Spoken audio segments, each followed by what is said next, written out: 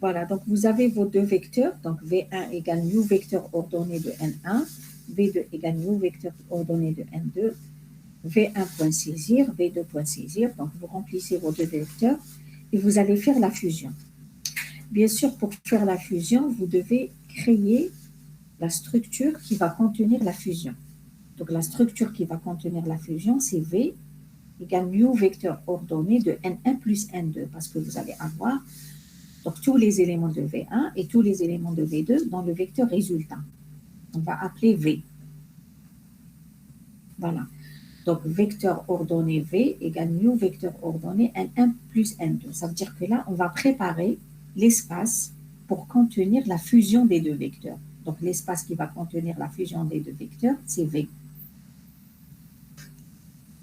Et après, donc, pour appeler la méthode fusion, c'est V1.fusion V2V. Ça veut dire que je prends V1 et V2, je vais les fusionner dans le vecteur V, selon la logique de la méthode fusion telle que je l'ai écrite. Et après, afficher le résultat, c'est V.afficher. Donc, c'est l'affichage des valeurs du vecteur V. Sinon, vous pouvez faire V.toString, c'est la même chose. System.out.print, V.toString, sinon system.out.print, V. Voilà. Vous pouvez afficher de différentes manières. Vous avez la méthode affichée dans la classe vec. Vous avez la méthode toString que vous pouvez utiliser avec system.out.print. Et vous pouvez, quand vous avez redéfini la méthode toString, vous pouvez afficher avec system.out.print, V. C'est compris? Oui, Est-ce que c'est compris? Oui, voilà. Donc, vous prenez le temps de reprendre l'exercice, mais normalement, je vous ai tout expliqué. Vous le reprenez facilement.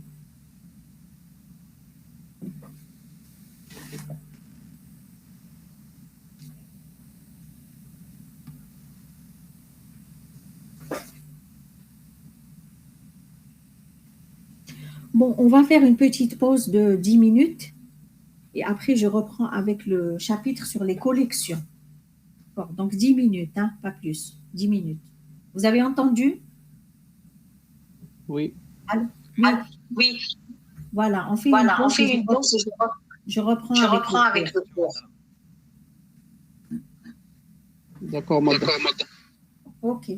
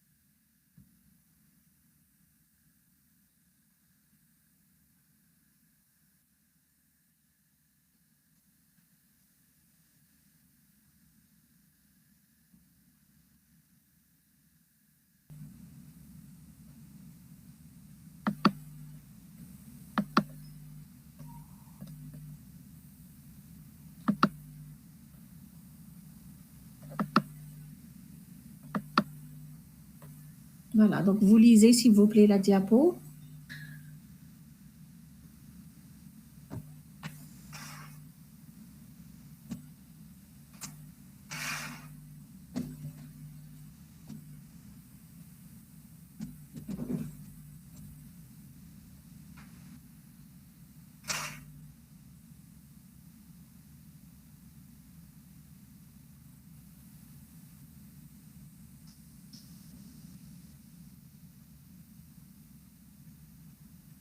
Voilà, donc les objets qui sont de type collection, c'est des objets qui peuvent stocker des quantités arbitraires d'objets, donc illimitées. C'est-à-dire que vous n'êtes pas obligé de limiter la taille de votre objet collection, de votre collection. D'accord? Donc une collection, c'est déjà donc, un objet qui peut contenir d'autres objets. Voilà, donc une liste, si on veut, une liste, c'est un objet qui peut contenir un ensemble d'autres objets. Donc, une liste de points, une liste d'étudiants, une liste de strings, etc. Donc, c'est elle-même un objet qui peut contenir un nombre illimité d'autres objets. Voilà. Donc, les premières classes de collection, vous avez la classe vector, la classe array et la classe stack. Initialement, les premières collections qui ont été définies, c'est le vecteur, la classe vector, la classe array et la classe stack pour la pile. Donc, array et vecteur, c'est pour les vecteurs. Et la stack, c'est pour manipuler une pile. En fait, après, à partir de la version 5 du JDK, le framework des collections, il a été organisé autrement. Il a été réorganisé autrement en deux grandes interfaces. Donc là, vous allez voir la notion d'interface. Donc, ce qu'on vient de voir dans le chapitre 6, la notion d'interface, c'est elle-même la définition qu'on a vue qui a été donc utilisée pour implémenter le framework des collections.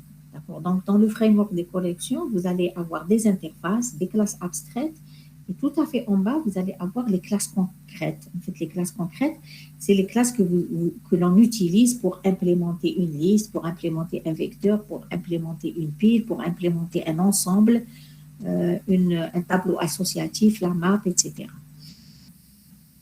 Donc, le framework des collections, il est organisé en deux grandes interfaces. L'interface collection, pour aux collections.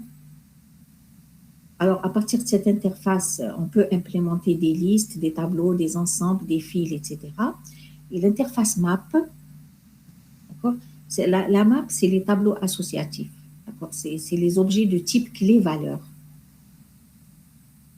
En fait, c'est ce qu'on connaît sous forme de table de hachage. Si vous avez fait les tables de hachage en algorithmique, c'est donc des structures spécifiques, mais les objets, ils sont composés de deux parties, la partie clé et la partie valeur. Donc, il y a l'interface collection d'une part, il y a l'interface map d'une autre part. Donc, elles sont dissociées. Elles sont dissociées parce que, en fait, ce n'est pas la même structure. Donc, à partir de ces deux interfaces sont dérivées d'autres interfaces. Et à partir des interfaces, on a des classes abstraites jusqu'à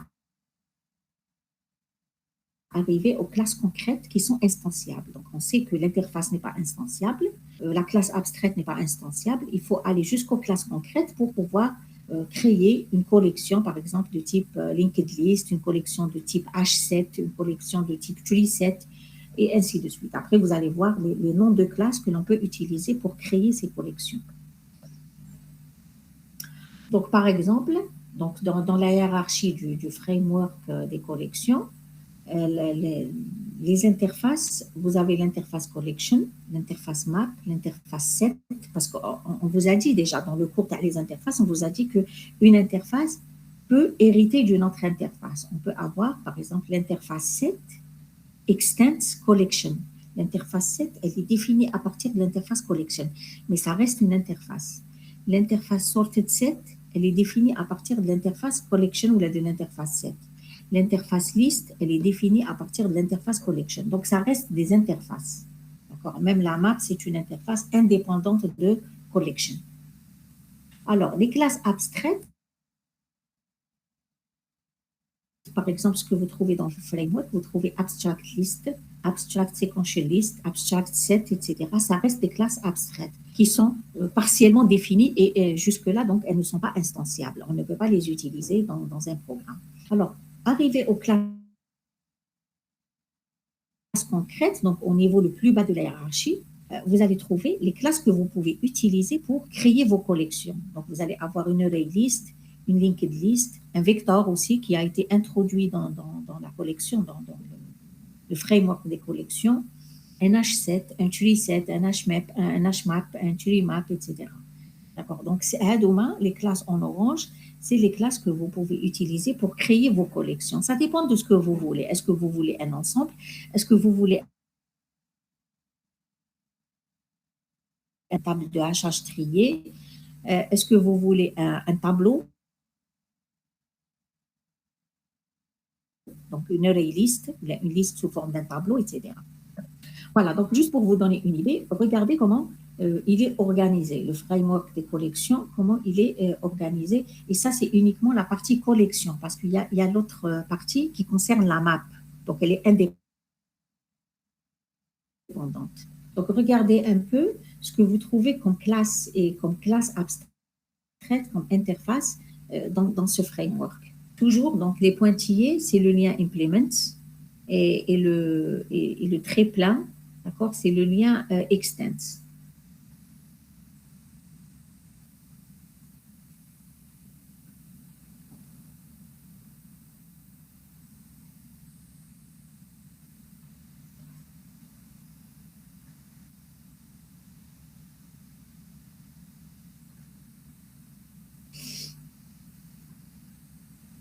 Donc, les classes en rouge, ce qui est en bleu, c'est des interfaces. Ce qui est en vert, c'est des classes abstraites, donc qui dérivent à partir d'interfaces. Et ce qui est en rouge, donc c'est les classes concrètes que l'on peut utiliser, par exemple la array list, le tree set, la linked list, la classe vector, etc. Ça, on peut les utiliser pour faire un new vector, new array list, et ainsi de suite. Voilà, donc ça, c'est juste pour vous donner une idée. On ne va pas rentrer dans les détails de ces classes. Voilà, donc là, je reprends un petit peu ce qu'il y avait sur le schéma. Donc, dans les interfaces, vous avez collection, set, sorted set, navigable set, list, queue, deck, etc. Les classes abstraites, donc partout où vous trouvez abstract, abstract queue, abstract sequential list, etc. Et les classes implémentées, voilà, donc c'est à partir de l'interface set. Vous avez, donc, qui elle-même dérive de l'interface collection. Si vous voyez sur le schéma, l'interface set, elle dérive de l'interface collection. OK. Donc, à partir de cette interface, vous avez les classes H7, Linked Tree Set. À partir de l'interface list qui elle-même dérive de l'interface collection aussi, vous avez la classe vector, array list et linked list. À partir de l'interface queue, c'est la file. Hein. La queue, c'est la file, c'est la structure de file. À partir de l'interface queue qui dérive elle-même de l'interface collection, vous avez donc la priority queue, c'est la file avec priorité. D'accord. Bon, là, c'est des classes spécifiques que l'on utilise au besoin, selon les besoins de notre application. Voilà, donc si on veut voir un peu les signatures de méthode que l'on trouve dans l'interface collection, c'est juste pour vous donner une idée. Hein. Bon, je vais juste essayer d'agrandir un peu. Je ne sais pas.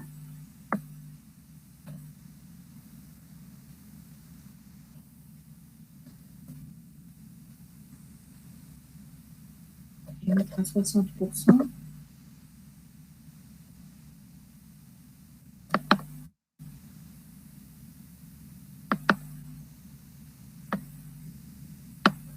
Voilà, donc regardez ce que... bon, je ne sais pas, ça a sauté.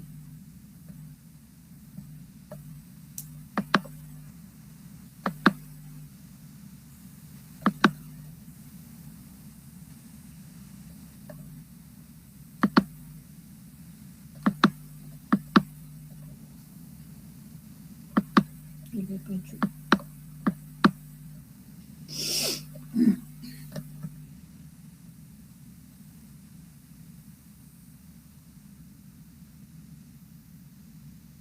Voilà, donc l'interface collection comporte les signatures de méthode suivantes. Est-ce que vous arrivez à voir le tableau? Est-ce qu'il est plus ou moins clair? Allô? Oui, c'est clair, madame. Oui, Allô? madame, il est clair. Il est clair? D'accord. OK. OK. Donc ici, vous avez une méthode add. Regardez, je vais prendre quelques méthodes. Add, E, E. Donc c'est une méthode qui permet d'ajouter un élément à la collection. D'accord? Et n'importe quel élément. Parce que là, après, quand vous allez implémenter, en fait, quand vous allez descendre au niveau des classes qui sont implémentées, ça dépend du type d'élément que vous voulez utiliser et que vous voulez ajouter à la collection. D'accord? Add all, c'est fusionner deux collections. Donc, vous donnez une collection en paramètres et vous allez la fusionner avec la collection sur laquelle vous appliquez le add all. Donc, c'est la fusion de deux collections. Clear? Donc, c'est pour supprimer tous les éléments de la collection. Contains, c'est pour vérifier si un objet est contenu dans la collection. Contains all, est-ce que une collection est incluse, est-ce que tous les éléments d'une collection sont inclus dans une autre collection, et ainsi de suite. D'accord? Est-ce que equals, est-ce qu'une collection est égale à une autre, c'est les mêmes éléments. Is empty, est-ce qu'elle est vide. Le hash, c'est la valeur de hachage de la collection, donc ça c'est un truc système, donc ça donne la valeur de hachage de la collection. Et iterator, après on va voir, le iterator c'est un objet spécifique pour parcourir la collection. Donc bon, il y a différentes manières de parcourir, entre autres, on peut utiliser un objet spécifique aux collections, c'est l'objet iterator. La suite des signatures de méthode, remove all, ça veut dire d'une collection, ça veut dire, bon, on va prendre la collection en paramètres, tous les éléments qui sont dans la collection en paramètres, on va les supprimer de la collection initiale. Remove object, donc supprimer un objet de la collection. Retain all, c'est garder uniquement les objets qui sont dans la collection en paramètres. Int size, le size, c'est le nombre d'éléments de la collection. Et transformer une collection en tableau. Par exemple, je peux avoir un set, je peux avoir un ensemble que je veux transformer en tableau, je peux avoir une liste que je veux transformer en tableau, etc. Donc, l'interface collection représente un minimum commun. Donc, c'est des signatures de méthode pour les objets qui gèrent les collections, comme l'ajout d'éléments, la suppression, la fusion, la recherche, le parcours, et ainsi de suite. Mais jusque-là, ça reste très abstrait. Rien n'est défini. Donc, c'est une interface dans laquelle on met des signatures de méthode. Ces signatures de méthode devront être respectées lorsque on implémente les méthodes dans la collection.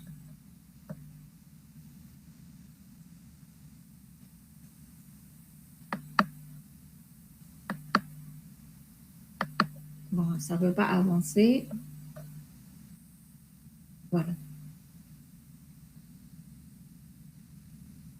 À partir donc de l'interface collection, on a l'interface set et on a l'interface list. C'est les deux interfaces que l'on va avoir dans ce cours. Donc l'interface list et l'interface set. L'interface set, c'est pour les ensembles. L'interface list, c'est pour les listes. En fait, c'est les listes chaînées ou bien des listes qui sont définies sous forme de vecteurs.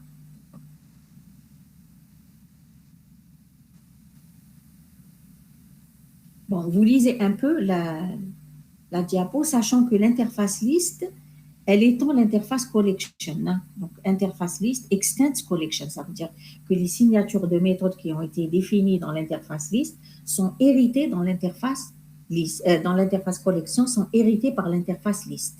Et bien sûr, on va avoir autre chose, d'autres signatures de méthode qui sont spécifiques à l'interface list et qu'on ne retrouve pas, par exemple, dans l'interface set qui hérite elle-même de l'interface collection.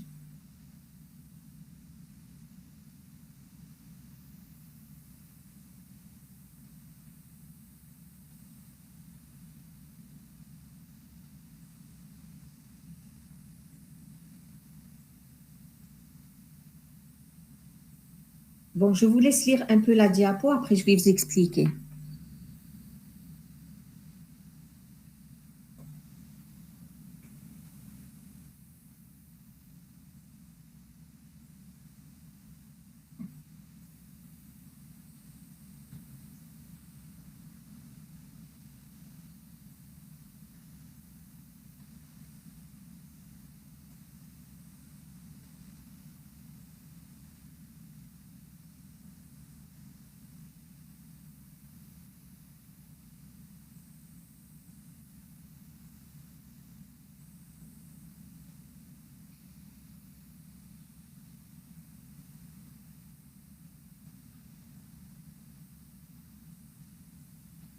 Voilà, donc ici, pour spécifier cette interface liste, on vous dit donc une collection de type liste.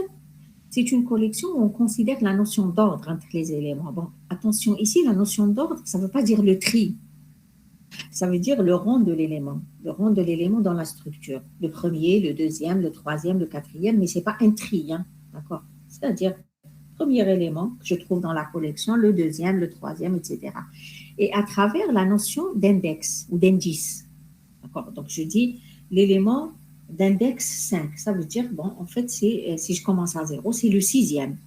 C'est le sixième de la collection.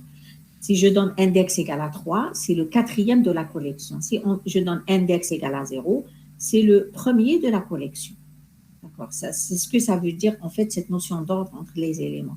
C'est quelque chose que vous ne trouvez pas, par exemple, dans l'interface 7.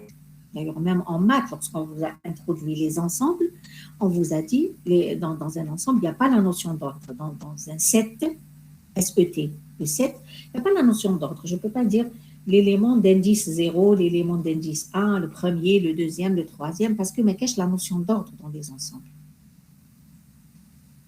Alors, dans une collection de type liste aussi, on accepte les doublants. Ça veut dire que j'accepte, est-ce qu'un élément existe déjà dans la collection, et si je veux l'ajouter, je l'ajoute. J'ajoute une autre occurrence. Je peux avoir plusieurs occurrences d'un même élément dans une collection de type liste. Ce qui n'est pas possible aussi dans les ensembles. Donc, dans l'interface 7, vous allez voir après qu'on n'accepte pas les doublants. Donc là, si j'ai besoin de créer une structure où j'ai des répétitions d'éléments, il faut opter pour l'interface liste. Si je dois créer une collection où je n'accepte pas les doublants, je n'accepte pas les répétitions d'éléments, il faut opter pour une collection de type 7. D'accord? Donc là, déjà, ça permet de différencier entre les deux types de collections. Bon, la notion d'index est utilisée, par exemple, dans cette interface liste. La notion d'index est utilisée dans les méthodes getIndex, addIndexE, addAllIndexCollect, removeIndex, setIndexE, etc. Donc, il y a des méthodes propres à cette interface liste et que je ne trouve pas dans l'interface, la super interface collection, d'accord? Parce qu'en fait, ça manipule la notion d'index, d'accord? GetIndex, quand je fais par exemple get de 0, j'ai une collection C de type liste, donc je fais C.get de 0, ça veut dire que je veux récupérer l'élément d'indice 0, le premier. Je fais get de 3, je veux récupérer l'élément d'indice 3, ça veut dire 0, 1, 2, 3, le quatrième, d'accord? Quand je fais add index E, ça veut dire que je veux ajouter un élément à l'indice spécifié en index. Add all index collection, je veux ajouter une collection à ma collection initiale. Je veux ajouter une autre collection que je donne en paramètre à partir de l'index que je spécifie. Donc à partir de 2, par exemple, à partir de 3. Remove index, ça veut dire que je veux supprimer l'élément qui se trouve à l'index index. Cet index E, je veux remplacer l'élément qui se trouve à l'index spécifié en index par l'élément E que je donne en paramètre. 7, ça veut dire modifier, remplacer, etc. D'accord? Donc là, c'est des méthodes, c'est des signatures de méthodes spécifiques à l'interface liste, oui. Vous pouvez me réexpliquer add all? Bon, on va la voir, hein, de toute façon, dans l'exemple. Add all, ici, supposez que vous avez une collection de type array list, hein, parce que list, c'est abstrait, c'est une interface. Hein. Après, vous allez voir qu'on est obligé de descendre aux classes concrètes. Supposez que vous avez une collection de type array list qui dérive de l'interface list, justement, et qui contient 3 éléments, par exemple. Vous avez déjà mis add 3 fois, vous avez mis 3 éléments, d'accord? Et vous avez une autre collection, donc C2, qui est déjà créée, qui contient un ensemble d'éléments. Quand je mets C.addAll index, C2, d'accord? Par exemple, je mets C.addAll 3,C2. Ça veut dire que dans ma collection C, je veux ajouter tous les éléments de la collection C2 à partir de l'indice 3. Donc, je veux fusionner C avec C2. Le résultat sera dans C, d'accord? Mais à partir d'un certain indice. Ça veut dire que avec la collection C2, je vais l'insérer à partir de l'indice 3 de la collection C. C'est compris? D'accord, merci. Voilà. C'est fusionner deux collections Bon, là, la première, vous ne la voyez pas parce que vous allez appeler le add all sur une collection. D'accord? Vous allez fusionner deux collections et à partir d'un indice donné. D'accord? Voilà.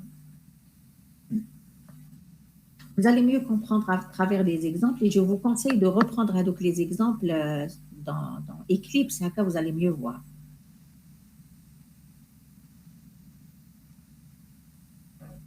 Voilà, on vous dit donc l'interface liste hérite de toutes les signatures de l'interface collection et comporte en plus des signatures de méthode suivantes. Donc, là où il y a l'index, d'accord? Partout où on a un index, c'est spécifique à la liste. D'accord. Et vous avez liste, itérateur, etc. Bon, ça, je laisse pour après parce que je vais l'expliquer à part. Le itérateur et le liste itérateur, c'est des objets spécifiques pour parcourir la liste et faire certaines opérations sur les listes. Voilà, donc set, remove, etc., get, et ainsi de suite. Index of, par exemple, index of, je donne un objet, je demande de donner l'indice de cet objet dans la collection. Je veux récupérer la position de cet objet que je donne en paramètre dans ma collection. Sublist aussi, donc à la fin, vous voyez donc la dernière ligne, sublist, c'est extraire une sous-liste, d'accord, à partir de la liste initiale, extraire une sous-liste from index to index, d'accord, donc je donne l'index de début et l'index de fin. Ce qu'il faut savoir, c'est que quand vous extrayez la sous-liste, vous allez avoir l'index de début inclus, mais l'index de fin non inclus. C'est-à-dire, quand je mets sublist, par exemple, 3, 6, je vais extraire 3, 4, 5. L'index de fin n'est pas inclus. Maintenant, si je veux le 6, j'écris sublist 3, 7.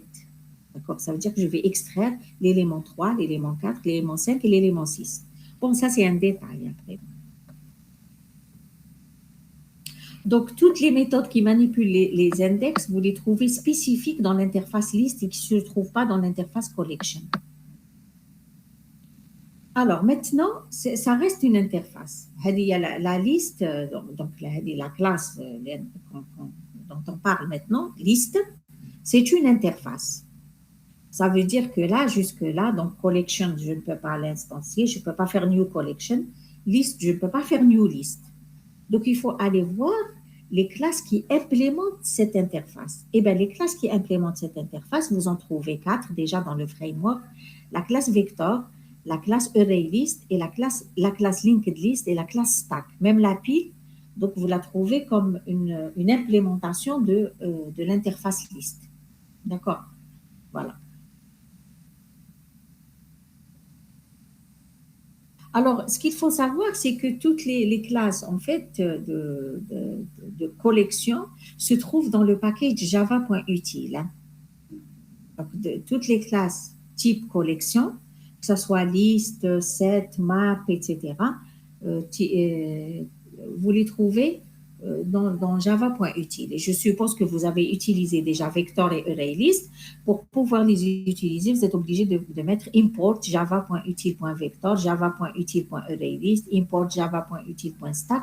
Maintenant, si vous voulez tout importer, et c'est déconseillé d'importer toutes les classes si vous ne voulez pas les utiliser toutes.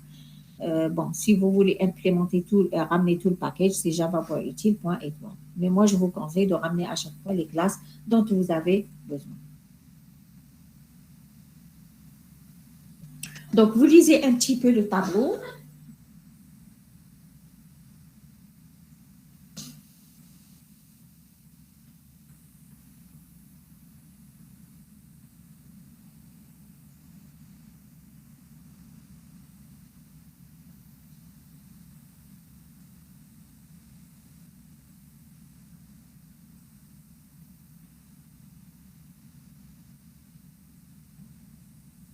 Voilà, donc classe vector, stack, c'est la pile.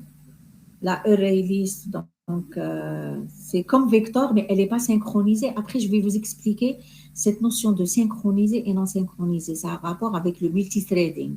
D'accord? C'est pour ça qu'on vous dit vector, elle est thread safe, mais ArrayList, elle n'est pas thread safe. Bon, vector ArrayList, c'est des classes kiff-kiff. Hein? D'accord? Vous pouvez utiliser vector ou ArrayList, sauf que vector, c'est une classe synchronisée. synchronisée. ArrayList, c'est une classe qui n'est pas synchronisée. Et après, je vais vous expliquer ce concept à part. Alors, linked list, c'est la liste doublement chaînée. Donc, c'est une classe implémentée à partir de l'interface list. Et c'est une liste doublement chaînée. Après, on va la voir un petit peu en détail. Et concurrent copy on write array list, c'est la array list qui est synchronisée par rapport aux opérations d'écriture. Donc, cette histoire de synchroniser thread safe, je vais essayer de vous l'expliquer de manière simplifiée.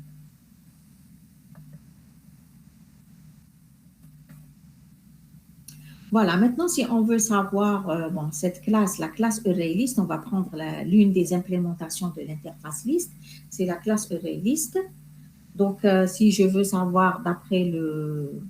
Donc, elle représente un tableau indicé d'une taille variable. Donc, la ArrayList, c'est une liste implémentée sous forme d'un tableau. Donc, bien sûr, avec des indices. Quand je dis tableau, c'est indice. Mais d'une taille variable. D'accord, ça veut dire qu'on n'est pas limité, on a fait tout à l'heure le tableau crochet index, avec les crochets. Là, je suis obligée de définir la taille. Et une fois que je la spécifie, là, elle est fixe, la taille. Donc, je ne peux pas l'augmenter ou la diminuer. Maintenant, la ArrayList, c'est un tableau avec une taille variable. D'accord. Bon, maintenant, si je regarde le framework, le schéma que je vous ai montré tout à l'heure, la classe AbstractList, elle implémente list, et la classe ArrayList, elle étend la classe AbstractList. Donc là, c'est pour vous montrer comment on a dérivé la classe ArrayList à partir de l'interface list. D'accord. Donc, c'est une suite d'extensions et d'implémentation pour arriver à la classe ArrayList. Bon, voilà. Donc là, si vous voulez créer une ArrayList, donc vous allez mettre ArrayList A égale new ArrayList. Tout à l'heure, votre camarade, il m'avait dit, voilà, pourquoi est-ce qu'on met, entre chevrons, on met un type? Parce que, voilà, je veux créer un objet type ArrayList qui va contenir des objets, par exemple, de type étudiant, qui va contenir des objets de type point, qui va contenir des objets de type string. D'accord? Donc là, je spécifie le type d'objet. Si je laisse libre, ça veut dire que là, je pourrais mettre n'importe quel type d'objet dans cette ArrayList. D'accord, voilà. Donc ici, c'est des collections qui ont été définies de manière générique. Donc c'est une ArrayList d'objects. Et moi, quand je veux l'utiliser, je spécifie les objets que je veux mettre dans cette ArrayList, le type d'objet que je veux mettre dans cette ArrayList. Voilà. Donc ici, vous pouvez créer donc new ArrayList avec parenthèse vide. Donc, il va vous créer donc, un tableau avec une capacité initiale de 10. Si vous mettez plus que 10, le système en arrière-plan, il va vous augmenter la taille. Maintenant, regardez la dernière ligne, vous pouvez faire New ArrayList de 200 par exemple. Vous spécifiez la capacité initiale parce que vous savez que vous avez au moins 200 éléments à mettre dans votre ArrayList. Donc, vous pouvez mettre New ArrayList et vous spécifiez la taille, 200. D'accord. Au lieu de faire 10, on va pouvoir, quand vous arrivez à 10, il va augmenter à 20, et quand vous arrivez à 20, il va augmenter à 40, et quand vous arrivez à 40, il va augmenter à 80, et tout ça, ça prend du temps. Hein. Donc, vous, initialement, vous pouvez spécifier la taille initiale de votre collection. Et la deuxième ligne, ça veut dire que vous pouvez faire New ArrayList et vous spécifier une collection entre parenthèses. Ce qui veut dire quoi? Qui veut dire que vous avez des éléments qui sont déjà dans une collection et vous voulez les mettre dans votre nouvelle collection. Donc, vous mettez New ArrayList de C. Tous les éléments que vous avez dans votre collection C, ils seront mis dans votre nouvelle ArrayList. En fait, vous pouvez compléter en ajoutant d'autres éléments, en fusionnant avec une autre collection et ainsi de suite. Voilà. Donc, c'est les trois manières de créer la ArrayList. Soit une ArrayList vide avec une capacité initiale de 10, soit une ArrayList vide avec une capacité que vous spécifiez, c'est-à-dire une taille initiale que vous spécifiez, sachant que la taille, elle peut augmenter après, et soit une ArrayList dans laquelle vous initialisez les éléments à une collection déjà existante. Donc, vous mettez déjà des éléments d'une collection déjà existante.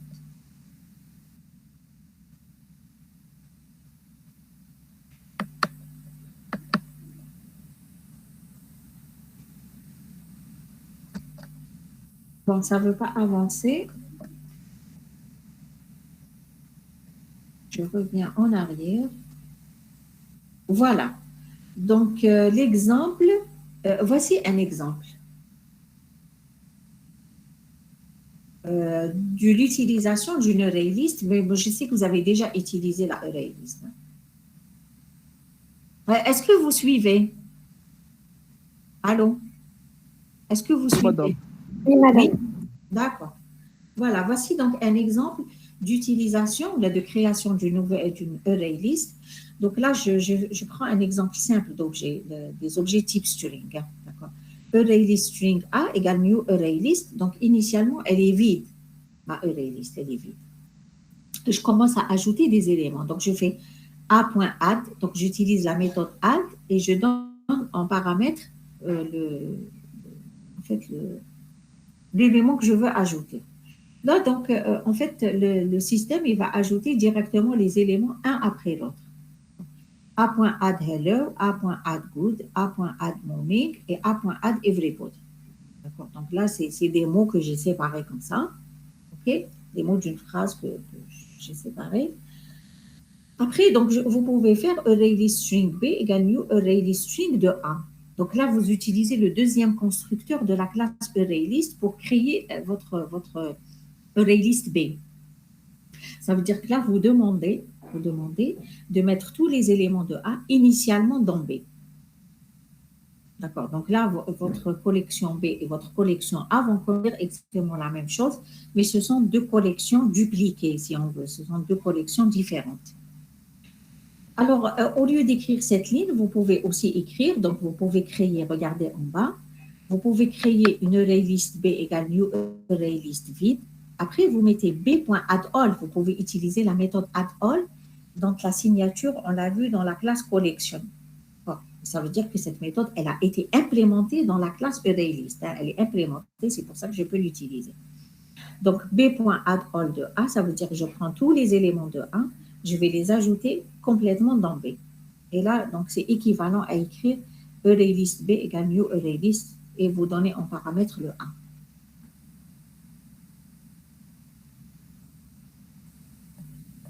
Madame, Oui, oui. est-ce qu'on peut ajouter un set à une array list? Oui, vous pouvez ajouter les éléments d'un ensemble dans une array list. Bien sûr, oui, vous pouvez. D'accord, vous pouvez prendre les éléments d'un set, après d'un H7, mais un set, d'un H7, une interface. Donc, vous prenez les éléments d'un ensemble que vous aurez créé, vous pouvez les mettre dans une array list, bien sûr. D'accord. Mais si vous prenez, vous pouvez faire là aussi, vous pouvez prendre les éléments d'une array list, vous les mettez dans un set. D'accord. Mais c'est quoi la différence? C'est que dans la array list, on accepte les doublons, on n'accepte pas les doublons. D'accord. Donc ici, si vous avez des doublons dans votre array list, quand vous les mettez dans le set, automatiquement, le système il va éliminer les doublons. D'accord. Il va vous mettre les éléments en un seul exemplaire. Donc, automatiquement, sans vous dire, hein, sans vous prévenir, il va prendre les éléments de votre liste, il va les mettre dans un set, mais s'il y a des répétitions, il va éliminer les répétitions. Est-ce qu'il va les mettre oui? En ordre? Pardon? Est-ce qu'il va les mettre en ordre? Oui, mais la notion d'ordre n'a pas d'importance dans les sets, hein, dans le set. Ça n'a pas d'importance. ما عندناش l'ordre dans le set. Bon, oui, il va les mettre automatiquement هكذاك, oui. Mais ça n'a pas d'importance, la notion d'ordre dans le set. D'accord, madame. Voilà, donc on continue sur l'exemple. OK, donc ici, A.set 2, afternoon.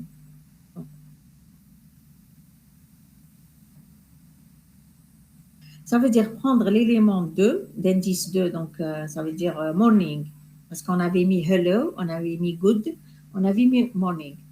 Donc l'élément d'indice 2, on va le remplacer, parce que la méthode set, c'est pour remplacer. Donc on va le remplacer par l'élément afternoon. D'accord. Et on va récupérer l'élément S. Donc dans S, vous allez récupérer l'élément qui a été modifié. Donc vous allez récupérer l'élément morning. Suppression, vous allez écrire A.remove 0, par exemple. Si vous voulez supprimer le premier élément, l'élément d'indice 0, donc A.remove 0, vous allez supprimer hello. D'accord, c'est le premier. Et vous allez le récupérer dans S. Alors, pour parcourir votre collection, vous pouvez utiliser en fait, le size dans une boucle for. A.size, c'est la taille de votre collection. Donc, vous parcourez normal avec un indice pour y allant de 0 jusqu'à A.size moins 1. Et à chaque fois, vous récupérez l'élément de votre collection, vous l'affichez. A.getI. GetI, c'est pour récupérer l'élément d'indice I de la collection A. Donc, vous récupérez l'élément, vous l'affichez. Vous pouvez utiliser cette boucle abrégée, si on veut. D'accord, for string S2.A. Ça veut dire que je prends un objet S, type string, qui parcourt la collection A. Ça, on l'a vu même avec les tableaux. Hein. Donc, je parcours la collection A avec un objet S. À chaque fois, donc, l'objet S, il prend la valeur de l'élément suivant de la collection A et je vais afficher le S. Donc, vous pouvez utiliser une boucle for comme ça. Vous pouvez utiliser un parcours avec... il avance là.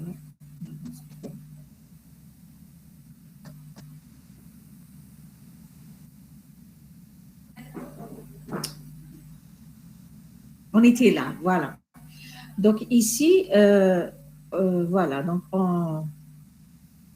on affiche avec l'objet S qui parcourt tous les objets de la collection. Ou bien, vous pouvez écrire system.out.print A. Donc, vous donnez votre collection uniquement en paramètres, sans avoir à la parcourir objet par objet. Vous donnez juste le nom de la collection. Il va vous afficher tous les éléments de la collection qui va mettre entre crochets. Donc, tous les éléments, il va les séparer, il va les mettre entre crochets. D'accord. Mais là, pour pouvoir utiliser donc system.out.print avec une collection A de type point. Donc, si j'avais une collection A de type point et je demande d'afficher le contenu de la collection, il faut redéfinir avec system.out.print. Il faut faire attention à redéfinir la méthode toString dans la classe point. D'accord. Dans la classe point, il faut redéfinir la méthode toString pour avoir un affichage correct dans la collection de type point, pour avoir les points bien affichés, tels que vous le voulez. Donc, un point ou l'étudiant ou n'importe quel objet, pour avoir un affichage convenable des éléments de votre collection, il faut redéfinir la méthode toString par rapport à vos objets. Une collection type point, donc il faut redéfinir la méthode toString dans la classe point. Une collection de type étudiant, il faut redéfinir la méthode toString dans votre classe étudiant, etc. Sinon, vous allez avoir n'importe quoi lorsque vous allez afficher votre collection. Et ça, vous pouvez le tester. Bon, on continue donc là pour l'extraction d'une sous-liste. J'avais dit donc là on peut créer une sous-liste SL.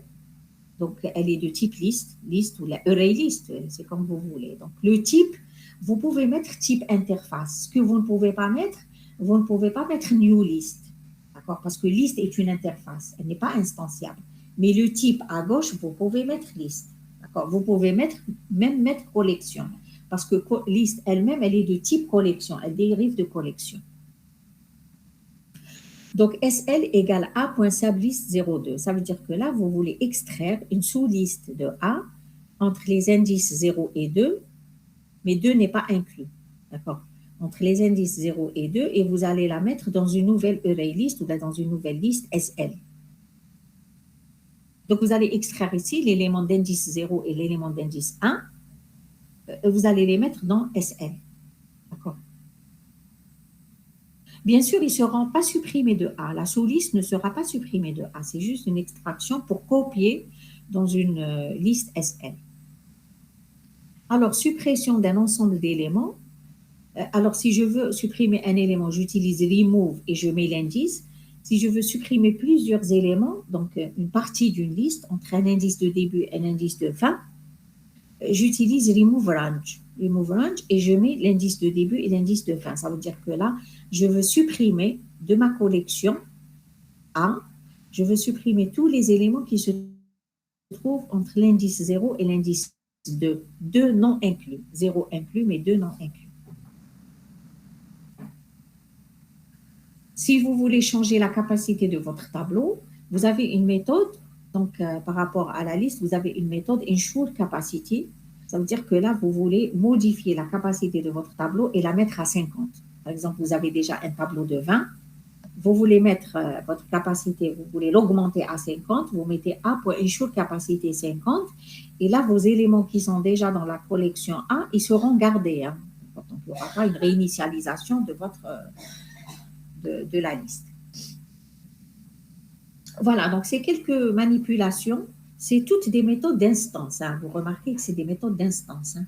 Pourquoi? Parce qu'on les appelle avec le nom de la collection, le nom de la liste, point, le nom de la méthode. D'accord? Donc, c'est des méthodes d'instance, ce n'est pas des méthodes de classe. Maintenant, je prends un autre exemple. Là, je ne veux pas avoir une collection de type string, je veux avoir une collection de type point. On a défini déjà la classe point. Donc là, pour avoir donc une collection de type point, je fais ArrayList point ou la collection point ou la liste point. Donc à gauche, vous pouvez mettre le nom de la collection, il n'y a pas de problème. Égal new ArrayList. Là, vous êtes obligé de spécifier une classe concrète. New ArrayList point. Donc là, vous créez C en mettant une collection de type point, mais qui est vide pour l'instant. Et voilà comment je la remplis. Donc, vous lisez un petit peu la diapo.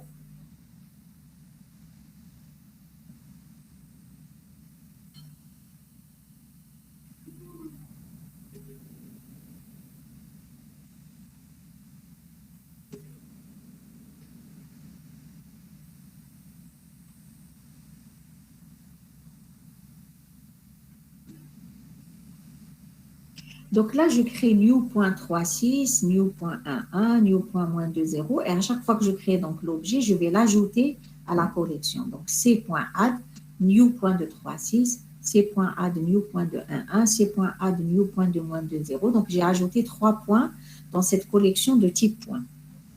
Après, donc là, je vais afficher le contenu de ma collection. Comme tout à l'heure, donc je pourrais afficher system.out.println C. Directement, je donne le nom de la collection. Je vous ai dit, l'essentiel, il faut avoir la méthode toString bien définie dans la classe point.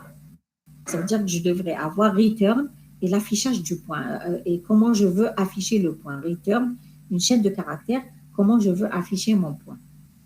D'accord? Donc, system.out.println C. Je pourrais afficher autrement en parcourant avec donc une boucle i qui va de 0 jusqu'à c.size. Ici, c.size, c'est 3 parce que j'ai 3 éléments. Donc, c.size. Et j'affiche avec c.getI. Sinon, je pourrais afficher avec cette boucle abrégée P de type point qui parcourt la collection C et à chaque fois, j'affiche le P. Voilà. Donc, ce que j'aurai à l'affichage avec les 3 options, voilà, j'aurai le point 3,6, le point -2,0 et le point 1,1. En utilisant la méthode toString de la classe point. Donc, je précise bien, il faut redéfinir convenablement la méthode toString dans la classe point. C'est compris? Oui, madame. Oui, voilà.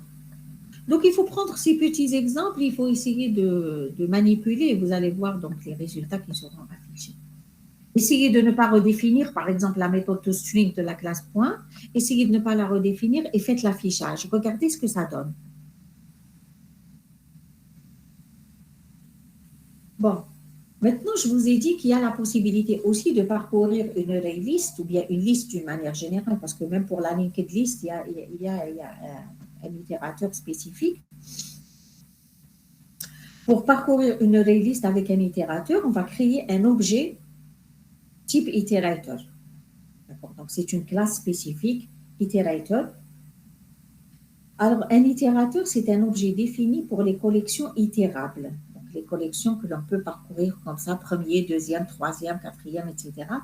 qui permet de parcourir les éléments d'une collection itérable comme une liste. en séquentiel en utilisant des méthodes spécifiques. Les méthodes de cette classe itérateur, c'est next, has next, etc. Ça veut dire, tant qu'il y a encore un élément dans la collection, on va passer à l'élément suivant et on va donc l'afficher, par exemple. Regardez la syntaxe de votre itérateur, donc de la définition d'un itérateur. Donc, vous définissez, donc vous donnez un nom à votre itérateur, cet objet qui va parcourir votre collection. Vous spécifiez le type des éléments que vous voulez parcourir, donc c'est les types d'éléments de votre collection. Si vous voulez parcourir une collection type string, vous spécifiez string. Vous voulez parcourir une collection type point, vous spécifiez point.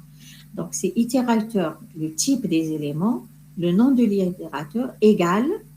Alors, vous spécifiez le nom de la collection que vous voulez parcourir, bien sûr, qui a été déjà construite et remplie. D'accord? Donc, vous spécifiez le nom de la collection, point itérateur. Donc, c'est ça la syntaxe qu'il faut respecter. Regardez dans l'exemple, itérateur string it égale à a.itérateur. Ça veut dire, là, je définis un itérateur que j'appelle it. Il va parcourir des objets type string de ma collection A, donc, qui se trouve dans ma collection A. Bien sûr, la collection A, elle contient des objets type string. Donc, l'itérateur it va parcourir les éléments de la array list A, qui sont des strings.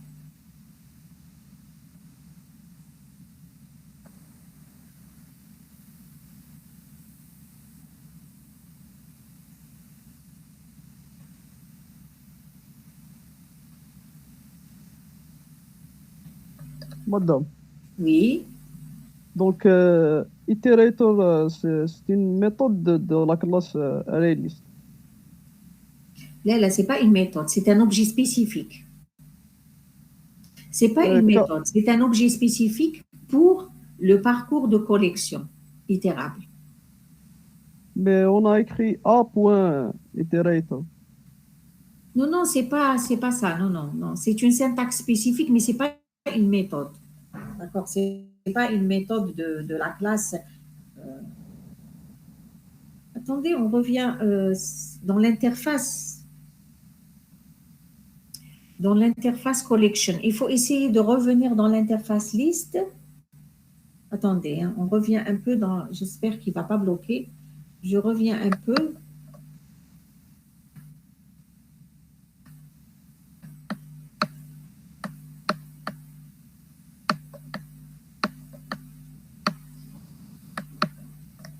Non, là, c'est pas possible. Bon, est-ce que j'ai ici iterator? Non, ça, c'est les méthodes. C'est les méthodes spécifiques. Index of, etc. Bon, je vais voir plus bas.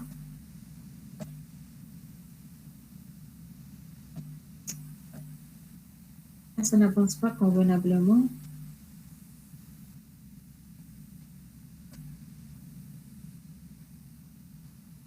Alors, 16, 17. Pour voir comment c'est défini. Donc, issue capacity, là, je ne trouve pas.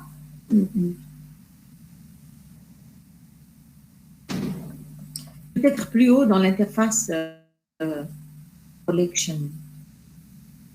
Voilà, donc voilà. Ici, itérateur.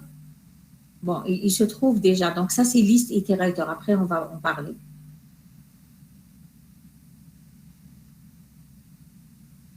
Oui, c'est une méthode. Oui, vous avez raison. C'est une méthode, mais qui renvoie un objet. D'accord? Qui renvoie un objet itérateur positionné quelque part sur la liste. En général, c'est positionné au début, mais après, vous allez voir qu'on peut le positionner, par exemple, à une position donnée. D'accord? Oui, c'est une méthode, mais qui renvoie un objet spécifique pour le parcours de liste. Voilà. D'accord. Donc, lorsque vous regardez les signatures de méthode, vous pourrez comprendre ce que c'est. Voilà. Donc, ici, voilà. Donc, mon objet IT, il va parcourir ma collection A. Voilà comment parcourir. Donc, la syntaxe de la boucle de parcours, elle est standard. Hein. While IT.hasNext, system.it.next. D'accord, je parcours juste pour faire un affichage. Ce qui veut dire, tant qu'il y a un élément dans A, il faut afficher en faisant un parcours séquentiel. Donc, on est au début, on va regarder est-ce qu'il y a un élément courant. S'il y a un élément courant, on va l'afficher. D'accord. Et on va regarder encore. Y a-t-il encore, quand on l'affiche, on passe au suivant. Est-ce qu'il y a encore un élément courant? Oui, s'il y a un élément courant, on va l'afficher et on passe automatiquement au suivant, etc. Donc, tant qu'il y a un élément dans la collection, on va l'afficher en utilisant le it.next. Bon, ça, c'est juste un affichage. Maintenant, je peux récupérer cet élément S dans it.next, je peux le récupérer dans S et je fais ce que je veux comme traitement. C'est-à-dire, je peux par exemple dire si l'élément se termine par un A, je vais le récupérer par exemple dans un tableau. Ok, donc je peux, puisque c'est un string, je peux faire par exemple des manipulations sur des objets de type string. Là, on vous a juste montré la syntaxe générale de parcours en utilisant les méthodes next and hasNext, d'accord, qui sont spécifiques à un objet type iterator, d'accord. Et voilà, donc pour parcourir une array-list. Bon, ça encore, c'est la suite pour vous dire que vous pouvez prendre le contenu d'un tableau que vous aurez défini, un tableau crochet, et vous le mettez dans une array-list. C'est-à-dire que vous avez défini déjà un tableau statique, si on veut, hein, un tableau pour lequel vous avez limité la taille. Vous avez des éléments, vous voulez récupérer tous les éléments de ce tableau et vous voulez les mettre dans une array-list. Donc, regardez, s'il vous plaît, l'exemple.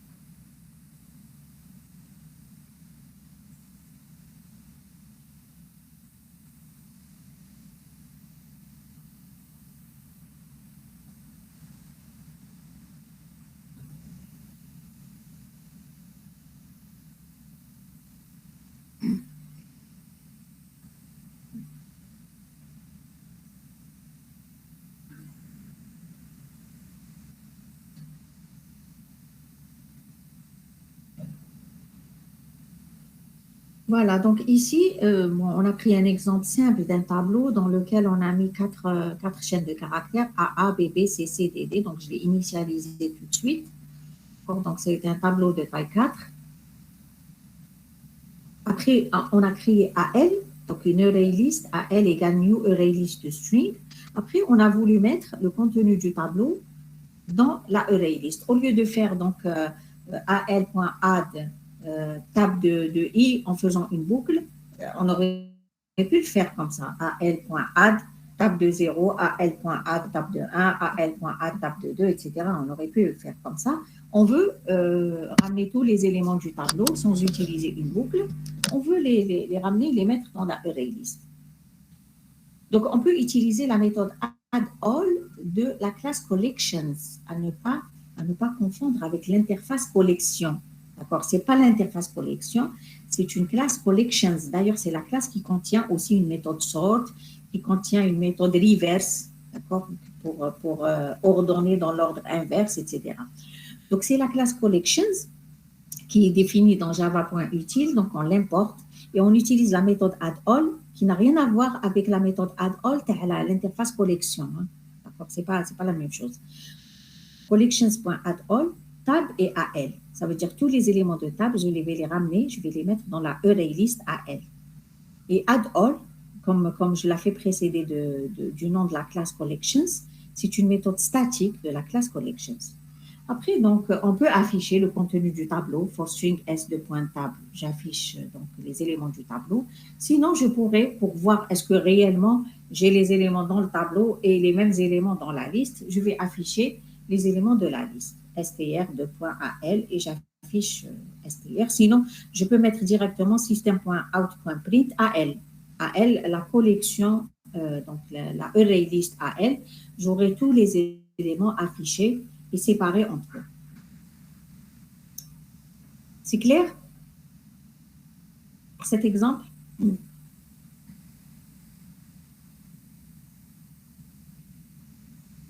Allô?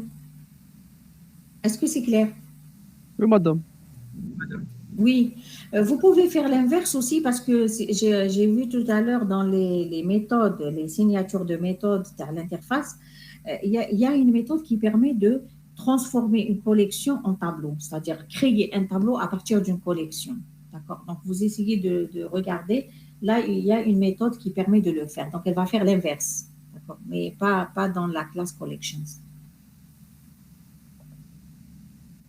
Voilà, donc après donc l'interface list, donc on a vu la array list et on a la linked list. D'accord, la linked list, c'est la liste doublement chaînée. Après, on va la voir, donc ça sera le prochain cours, Inch'Allah. C'est les deux implémentations que vous allez utiliser. Il faut savoir que utiliser array list ou bien vector, c'est la même chose. D'accord, c'est la même chose, sauf pour l'histoire de synchronisation ou de multithreading que je vais expliquer après. Mais en étant en monothread, on peut utiliser le vector ou la array list indifféremment. Voilà. Maintenant, je vous ai dit tout à l'heure, je vous ai dit que la array list, elle a une taille variable. Et après, je vous ai dit, vous pouvez créer une array list en spécifiant la capacité initiale. Vous vous rappelez, donc vous pouvez faire new array list 50, par exemple. Ça veut dire que vous spécifiez une taille de 50. Et après, je vous dis que c'est variable. À votre avis, comment ça peut être variable si on a spécifié la taille? Et même lorsque je ne spécifie pas, le système, il prend automatiquement une taille de 10. Et comment ça peut être variable alors qu'on a spécifié la taille?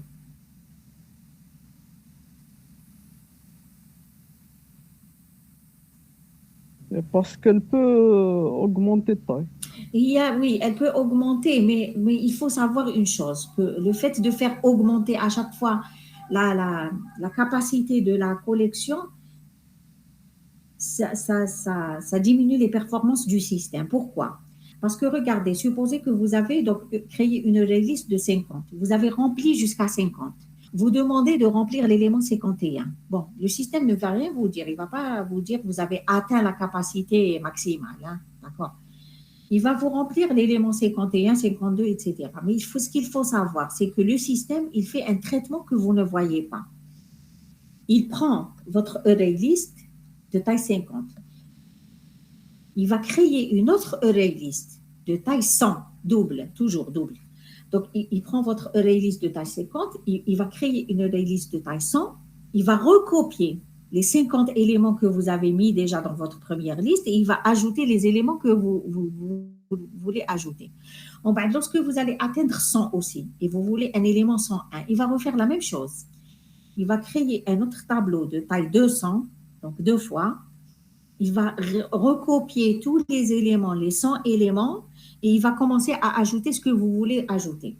Donc tout ça, le fait d'abandonner l'ancienne liste et de créer une nouvelle liste et de recopier les éléments à chaque fois, ça dégrade les performances du système parce que c'est du temps. C'est un temps d'exécution qui est pris. Donc, imaginez qu'on choisisse une taille initiale de 50, ou ben, on va aller jusqu'à, par exemple, je ne sais pas, 3000 éléments ou là, 20 000 éléments. Ou là, vous imaginez toutes les fois où le système va s'amuser à créer à chaque fois une collection de taille double et recopier les éléments. Donc ça dégrade les performances de votre système. Voilà, donc c'est la remarque que je voulais faire par rapport à la array list. Quand je dis variable, oui, c'est vrai que c'est variable, mais sachez que derrière, il y a un traitement qui alourdit le système qui est fait pour augmenter la taille de la collection. Bon, si on augmente une seule fois, ce n'est pas grave. Hein. C'est négligeable. Mais si on s'amuse à augmenter à chaque fois, ça dégrade les performances et le temps de réponse de votre système. Ok, donc voilà, c'est ce que j'avais à dire pour cette première partie sur les collections. Est-ce que vous avez des questions?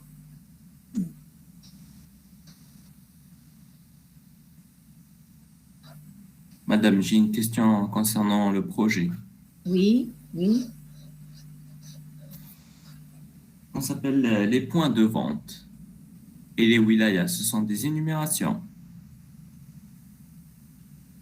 Wilaya, oui, ça peut être une énumération. Wilaya, bien sûr, c'est une énumération. Oui. Points de vente, je ne sais pas comment on les a définis, hein, les points de vente. Il faut Parce que je que, revoie, madame, faut que je les points de revoie vente, ils ont le des texte. attributs. Et Elles ont des attributs, mais vous nous avez demandé dans le texte d'en préparer 7 au minimum.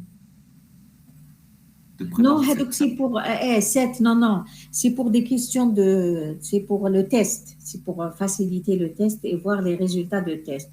Mais c'est pas forcément une énumération. Un point de vente, c'est pas forcément une énumération. Ça veut dire qu'on va faire comme une classe. Oui, oui, c'est une classe, c'est une classe. Bien que, attendez, hein, bon, là vous me dites avec attribut, oui, vous pouvez avoir des énumérations avec attribut, hein, Oui, ça vous le justement. savez.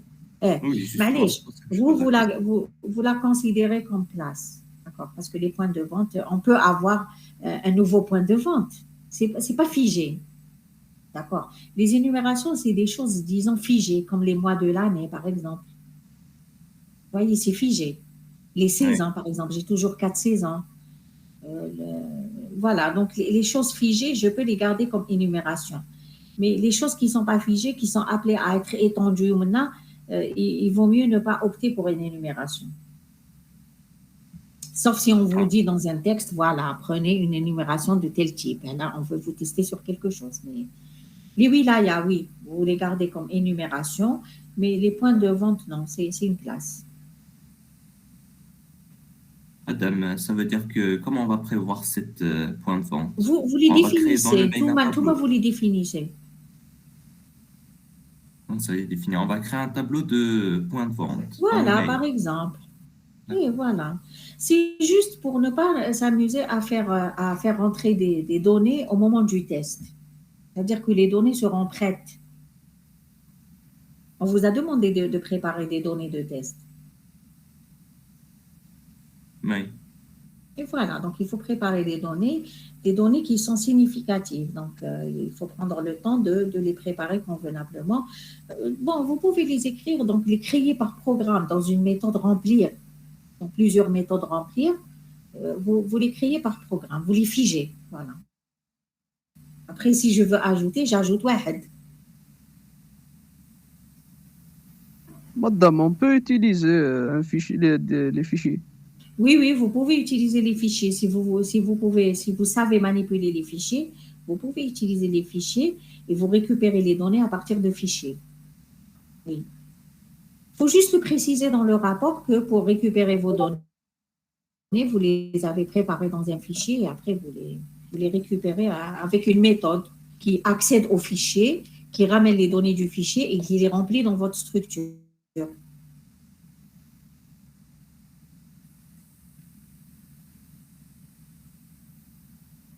C'est clair? D'accord, madame. Merci. Ok, ok, Madame, d'accord. Oui, le projet, on ne va pas utiliser les interfaces graphiques. Hadik, c'est un plus. C'est comme vous voulez. Donc, chaque étudiant, c'est comment il veut présenter son interface, hein. On n'a pas exigé, mais si vous pouvez faire un petit effort pour comme ça, une interface, c'est comme vous voulez. De toute façon, on n'a pas exigé. On n'a pas exigé, mais là, dans les projets, on part toujours d'un meilleur projet, où on donne la meilleure note. Après, on descend un peu comme ça. C'est-à-dire, par exemple, l'interface graphique HD, je peux dire que je vais donner 2 points par rapport à ça, pas plus. Mais ce n'est pas exigé. D'accord, madame. Ok, mais l'essentiel, ce que vous le faites bien, vous présentez un bon rapport et tout. Même s'il y a des questions auxquelles vous ne répondez pas, c'est pas grave, on n'est pas obligé de. Voilà. C'est-à-dire qu'après, je sais que vous allez avoir les examens et tout, donc vous devez vous préparer pour vos examens. Il faut pas sacrifier vos examens pour le projet.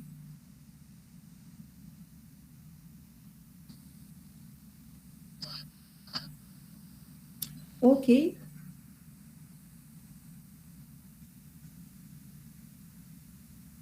Voilà, donc je vous remercie et bonne continuation. À quelle heure vous avez le TD avec madame?